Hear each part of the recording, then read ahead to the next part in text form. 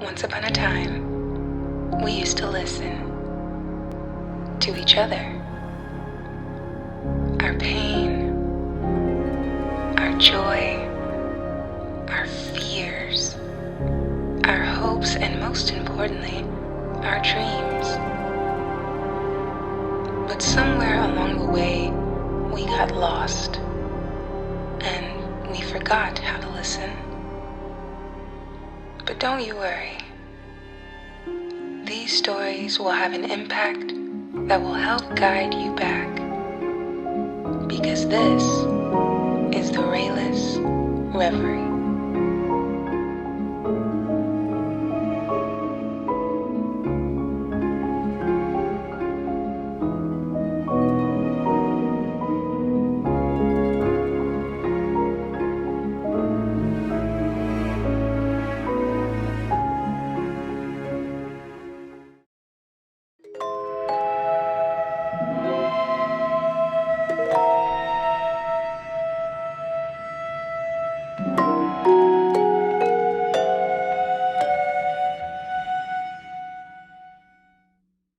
All were crowding around M. de Maupassant, the judge, who was giving his opinion about the St. Cloud mystery.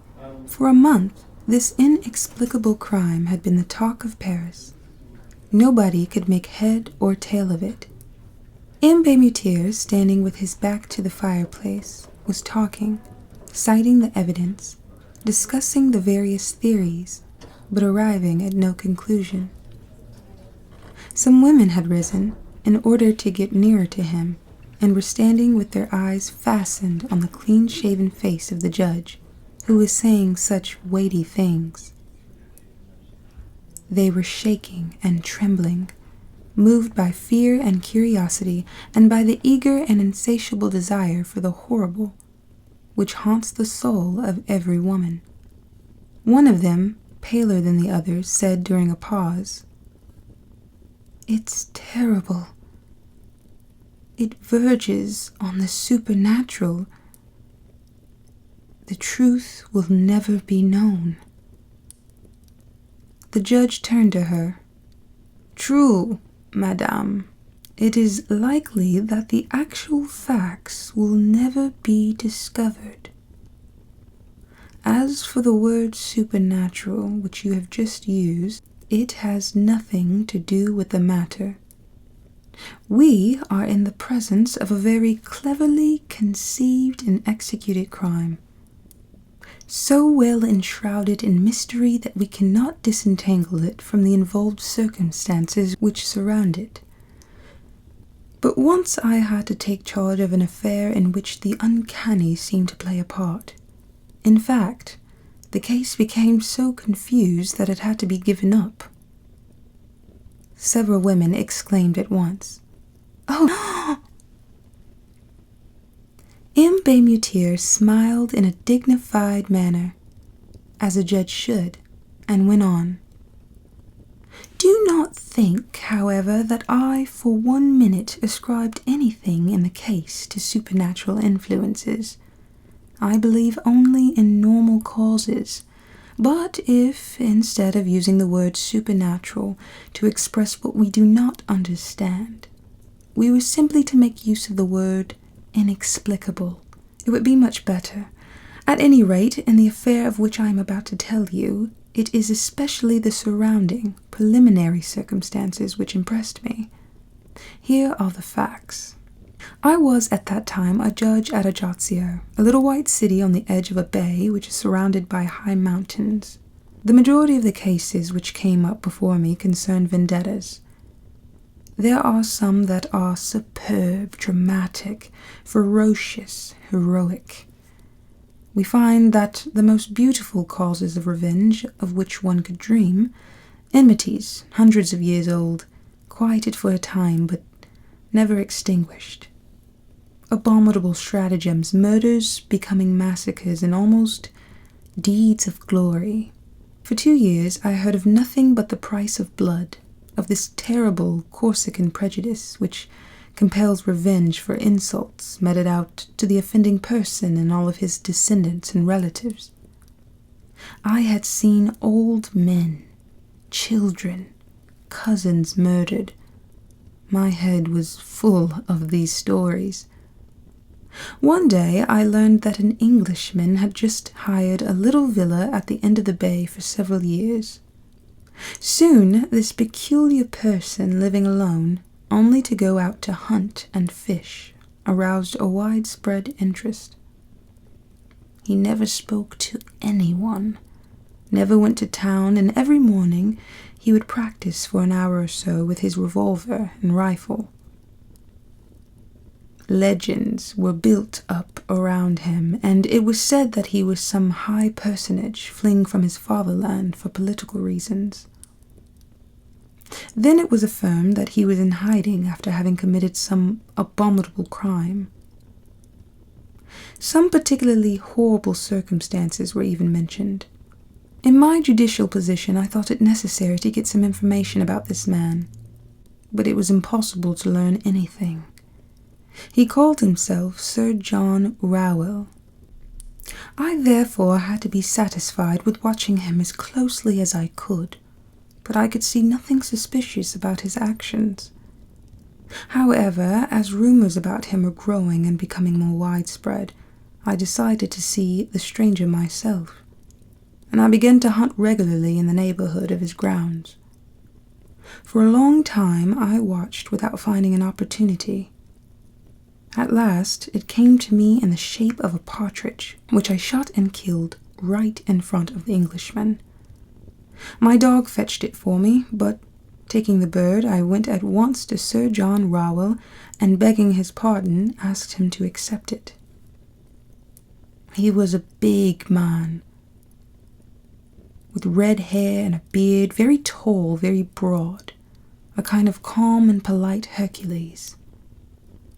He had nothing of the so-called British stiffness, and in a broad English accent he thanked me warmly for my attention. At the end of the month we had about 5 or 6 conversations. One night, at last, as I was passing before his door, I saw him in the garden, seated astride a chair, smoking his pipe. I bowed, and he invited me to come in and have a glass of beer. I needed no urging. He received me with the most punctilious English courtesy, sang the praises of France and Corsica, and declared that he was quite in love with this country. Then, with great caution and under the guise of vivid interest, I asked him a few questions about his life and his plans. He answered without embarrassment, telling me he had traveled a great deal in Africa, in the Indies, in America. He added, laughing, "I have had many adventures."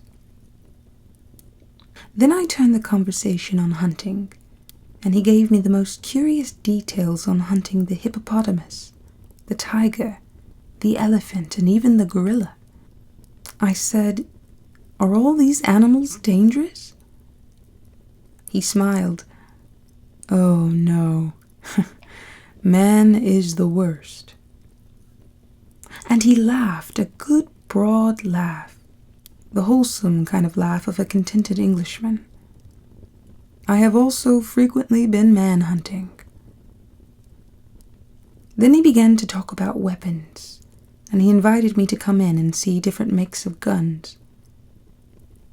His parlor was draped in black silk embroidered in gold. Big yellow flowers, as brilliant as fire, were worked on the dark material. He said, "It is a Japanese material." But in the middle of the whitest panel, a strange thing attracted my attention. A black object stood out against a square of red velvet. I went up to it. It was a hand. A human hand. Not the clean white hand of a skeleton, but a dried black hand with yellow nails, the muscles exposed and traces of old blood on the bones, which were cut off as clean as though it had been chopped off with an axe, near the middle of the forearm. Around the wrist, an enormous iron chain riveted and soldered to this unclean member, fastened it to the wall by a ring, strong enough to hold an elephant in leash. I asked, "What is that?" The Englishman answered quietly, "That is my best enemy. It comes from America, too. The bones were severed by a sword, and the skin cut off with a sharp stone, dried in the sun for a week." I touched these human remains, which must have belonged to a giant. The uncommonly long fingers were attached by enormous tendons which still had pieces of skin hanging to them in places. This hand was terrible to see. It made one think of some savage vengeance. I said, "This man must have been very strong." The Englishman answered quietly, "Yes, but I was stronger than he. I put on this chain to hold him." I thought he was joking. I said, "This chain is useless now. The hand won't run away." Sir John Rowell answered seriously, "It always wants to go away. This chain is needed." I glanced at him quickly, questioning his face, and I asked myself, is he an insane man or a practical joker? But his face remained inscrutable, calm and friendly. I turned to the other subjects and admired his rifles. However, I noticed that he kept 3 loaded revolvers in the room, as though constantly in fear of some attack. I paid him several calls. Then I did not go any more.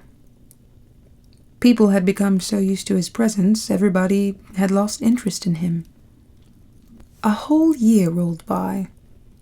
One morning, toward the end of November, my servant awoke me and announced that Sir John Rowell had been murdered during the night.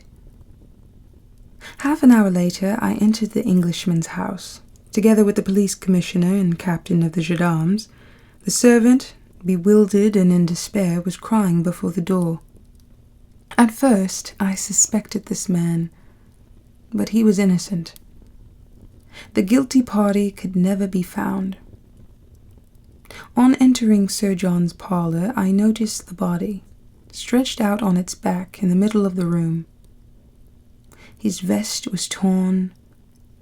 The sleeve of his jacket had been pulled off. Everything pointed to a violent struggle.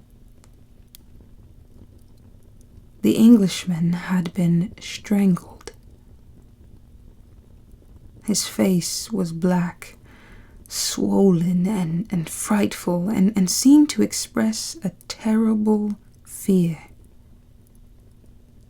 He held something between his teeth, and his neck, pierced by 5 or 6 holes, which looked as though they had been made by some iron instrument, was covered with blood.